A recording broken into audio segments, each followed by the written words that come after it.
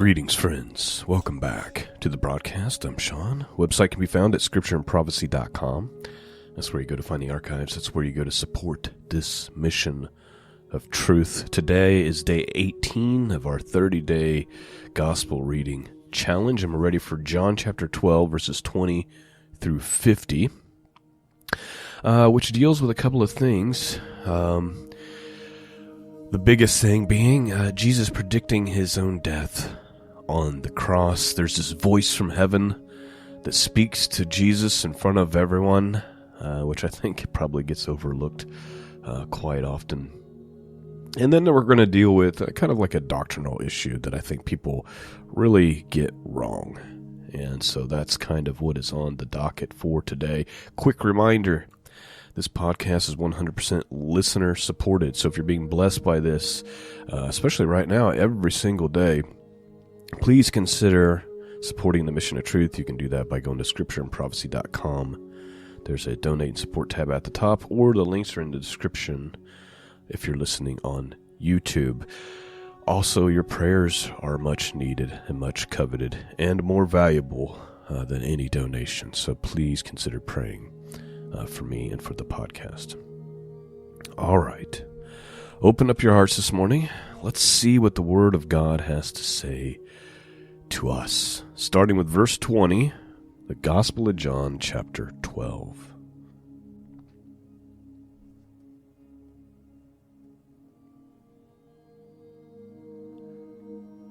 Now, there were certain Greeks among those who came up to worship at the feast.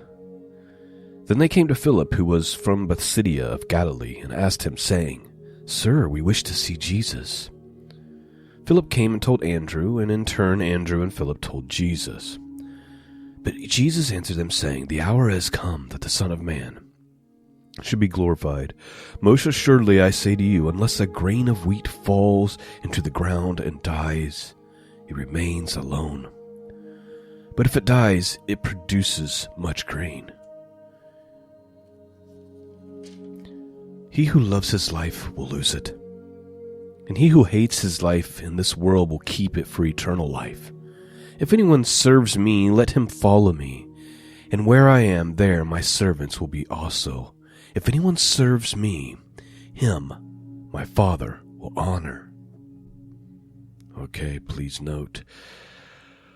So you have these, it says Greeks that came to the feast, wanting to see Jesus. Typically that would be, Gentiles who are in the process probably of converting to Judaism, that are coming up for the feast, observing those things, but that's likely what it's referring to there. But Jesus says that he can't see them right now, that he's got something more important coming up, and that is that the hour has come. It's Passover, that the Son of Man should be glorified. And he makes these comments, unless a grain falls into the ground and dies, it can't bear fruit, so to speak. And it's this reminder that we have to die to our lives to serve Christ. Meaning, we have to give up the worldly lust, worldly behaviors. We have to turn from that and repent from that and follow Jesus. You can't have both. And that's the problem in modern Christianity, is modern Christians are in the impression that they can have both. They can have the world, they can have their perversity that they watch on television and on their phone or what they read, and they can drink and talk the way the world talks and do all these things just like the world. No difference between them and the one who hates Christ, except that it might be a little bit nicer, and they might attend church on Sunday. But what Christ is calling us to is to die to ourselves and to pick up our cross and follow him. Now, there's something deeper here he's talking about his own death, right? Like he's going to die for the sins of the world. He is going to be lifted up for the sins of the world, being lifted up on the cross Verse 27. Now, my soul is troubled. What shall I say? Father, save me from this hour? But from this purpose I came into this hour. Father, glorify your name. Then a voice came from heaven saying, I have both glorified it and will glorify it again. Therefore the people who stood by and heard it said that it had thundered. Others said, an angel has spoken to him. Jesus answered and said, this voice did not come because of me, but for your sake.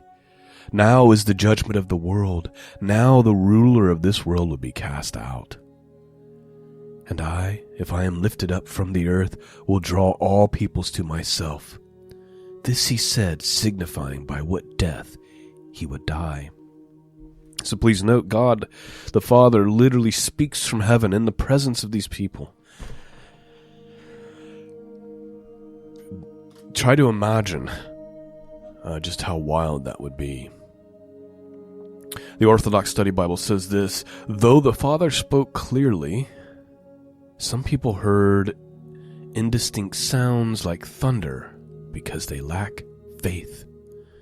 Those with a little faith heard the words but did not know the source, thinking it was an angel. The disciples knew the Father himself had spoken.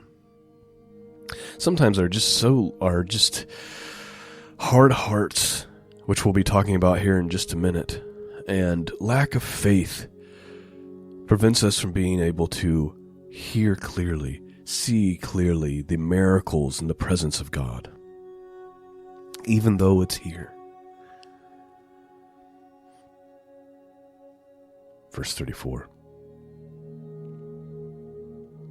The people answered him, we have heard from the law that the Christ remains forever.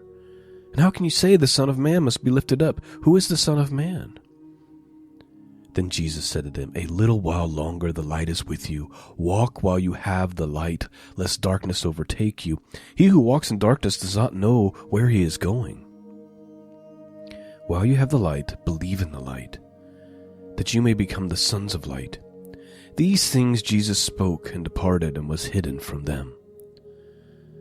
But although he had done so many signs before them, they did not believe in him, that the word of Isaiah the prophet might be fulfilled, which he spoke, Lord, who has believed our report? And unto whom has the arm of the Lord been revealed? Therefore they could not believe, because Isaiah said again, he has blinded their eyes and hardened their hearts, lest they should see with their eyes, lest they should understand with their hearts and turn, so that I should heal them. These things Isaiah said when he saw his glory and spoke of him. Please note, here's where people err. They make the same mistake with the story in Exodus about Pharaoh. Like God's doing this cruel thing where he's not allowing Pharaoh to choose the right thing, even though Pharaoh really wants to choose the right thing. That is not the scenario. But this is where doctrines and ideas like Calvinism come from. This idea that you have no choice of any kind. It's inconsistent with church history. It's inconsistent with anything any church father ever taught. It's inconsistent with 1,600 years, 1,700 years really, of church doctrine. But we have a lot of people who buy into this. This is, according to St. John Chrysostom, Isaiah's prophecy does not mean God causes spiritual blindness in people who would otherwise have been faithful. This is a figure of speech common to Scripture, revealing God as giving people up to their own devices. The Apostle Paul describes this, my friends. He says, because they refuse to retain God in their knowledge, this is out of the book of Romans, they refuse to retain God in their knowledge. He has given them over, given them up to a reprobate mind. It's this idea of, okay, if this is how you want it, if you're going to be this hard-hearted, then I'm just going to completely hand you over to what you really want to do anyways. This is what he does with Pharaoh. You know what? I'm going to hand you over to your pride, to your arrogance, to what you really want to do anyways. and completely give you over to it. Because God is the one that restrains us anyway. That is what this means. Continuing on in this little commentary I'm reading here, it says, what is meant by he has blinded is that God has permitted their self-chosen blindness. They did not become blind because God spoke through Isaiah, but rather Isaiah spoke because he foresaw their blindness. That is what is going on here, my friends. You have to take the whole counsel of God, meaning the whole counsel of the Word of God. When you're trying to discern doctrine, you do not go cherry pick verses to create an entire new way of viewing Scripture that's inconsistent with the church and church history. All right, we're almost done here. Verse 42. Nevertheless, even among the rulers, many believed in him, but because of the Pharisees, they did not confess him, lest they should be put out of the synagogue. For they loved the praises of men more than the praises of God. Please note how many people are currently on the wide road to destruction or have already entered in to Hades, entered into eternal damnation, all because they were worried about the opinions of men or the opinions of their parents or family members or friends or whoever, or they didn't want to lose their special little prestige position wherever they are. They chose the world over what they knew to be true. It says there was some rulers, it was some people.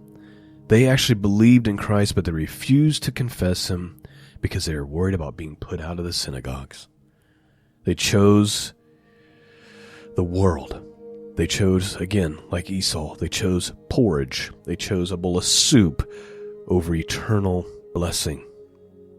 For they love the praises of men more than the praises of God. Verse 44, then Jesus cried out and said, he who believes in me believes not in me, but in him who sent me. And the one who sees me sees him who sent me. I have come as a light into this world, that whoever believes in me should not abide in darkness. And if anyone hears my words and does not believe, I do not judge him, for I did not come to judge the world, but to save the world. He who rejects me and does not receive my words has that which judges him. The word that I have spoken will judge him in the last day. For I have not spoken on my own authority, but the Father who sent me gave me a command, what I should say and what I should speak. And I know that his command is everlasting life. Therefore, whatever I speak, just as the Father has told me, so I speak. And that, my friends, is the end of our gospel portion reading for this morning. I pray that you have been blessed and strengthened. It's been my great privilege to do this, and we are almost 2/3 of the way done, and I'm enjoying every minute of it, and I hope that you are as well. Peace and grace be with all of you, and until next time, God bless.